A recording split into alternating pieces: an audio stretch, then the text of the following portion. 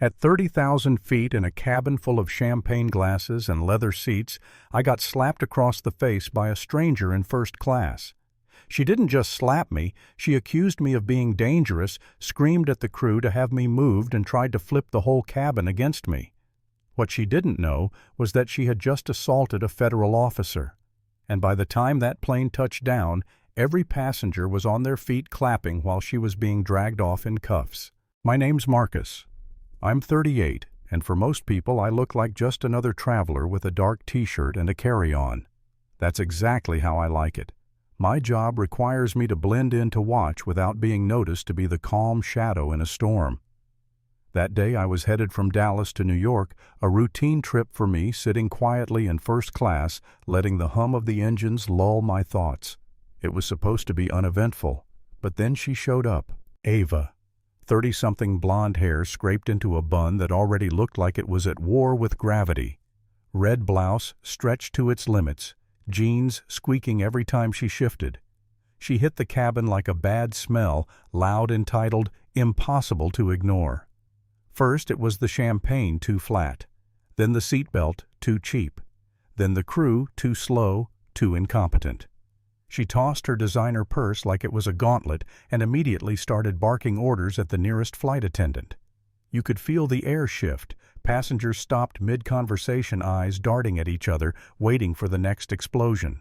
I kept my head down, watching her the way I've learned to watch people who like to perform. The louder they are, the harder they fall. But she didn't stop at the crew. She turned on me. Her eyes scanned me like a barcode, and then she smirked. "Are you sure you're in the right seat?" They sometimes make mistakes with upgrades.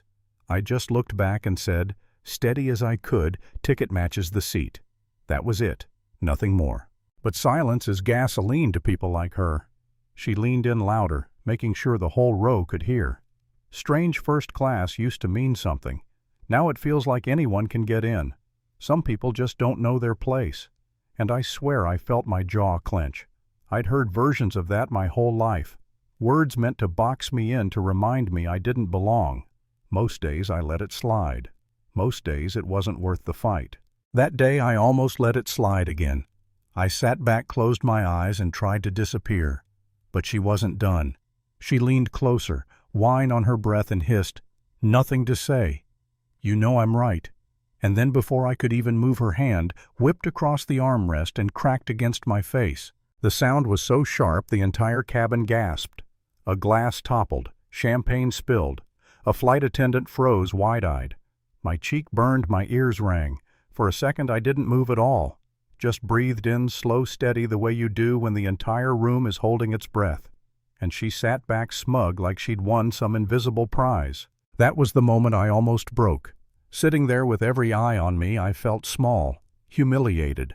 I thought maybe I should just swallow it, let her feel like she got the last word. Maybe staying invisible is safer than making myself a target. For a heartbeat, I wanted to disappear completely. But then I caught the looks around me, the other passengers, shifting uncomfortably, waiting to see if I'd do nothing. The crew frozen, unsure if they should side with her shrieking or my silence. And I thought, no, not this time, not when the truth is so plain. I sat up straighter. My hand went to my jacket. Slowly, deliberately, I pulled out my wallet and flipped it open. The badge caught the overhead light, gold and unmistakable. United States Federal Air Marshal. The ripple that went through that cabin, you could feel it in your chest. Gasps, murmurs, disbelief giving way to relief. Her smirk cracked for the first time. "That's fake," she barked, her voice pitched too high, laughter forced. "Anyone can buy one of those online." But the flight attendants leaned in, eyes wide, and I saw the recognition in their faces. They knew. I looked her dead in the eye and said, "You assaulted a federal officer on an aircraft." Calm, even, like a gavel striking wood. She panicked instantly. Tears sprung up like someone had flipped a switch. Her voice cracked, suddenly trembling. "He threatened me. He glared at me. He leaned in like he had a weapon. I was defending myself." She turned to the crew, clutching her throat, playing victim with Broadway flair. But the passengers didn't buy it. A man 2 rows up stood and said loud enough for everyone, "That's not true." She hit him out of nowhere. He didn't even raise his voice. Another chimed in, "He's been calm the whole time. She's the one screaming since she boarded." Heads started nodding. Phones were up recording red dots blinking. Evidence piling up around her like walls closing in. She spun in her seat wild-eyed. "Stop recording me. This is harassment. You can't film me without my permission." But every word just dug her deeper. The lead flight attendant, shaky at first, suddenly found steel in her voice. "Ma'am, that's enough. Sit down." From there it unraveled fast.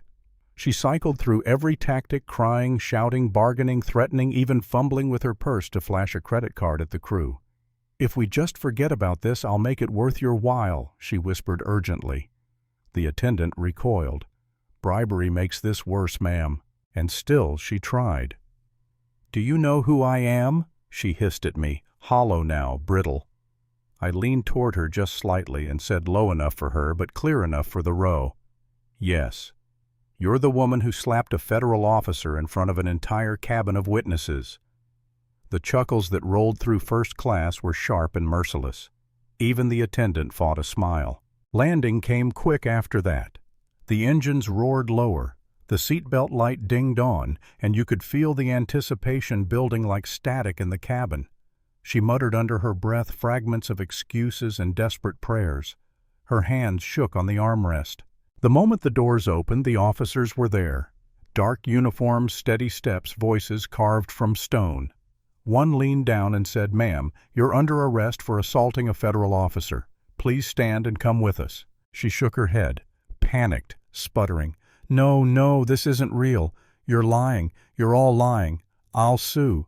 But no one backed her up. Not a single passenger, not a single crew member. Just phones raised, catching her last stand on camera. And I looked at her calm as ever and said, "You wanted everyone's attention. Now you have it." The cabin erupted. Applause, cheers, even laughter. Not because anyone enjoys watching someone fall apart, but because justice, real justice, had finally cut through the noise. She was led out, red blouse, wrinkled hair, falling loose, muttering half pleas, half threats. And the sound of those handcuffs clicking was louder than the engines ever were. That's where it ended. No celebration, no champagne toast. Just silence after a storm, the kind that settles heavy but clean. And if there's one thing I learned up there, it's this: arrogance will always burn itself out. You just have to stand firm long enough to let the fire eat itself alive.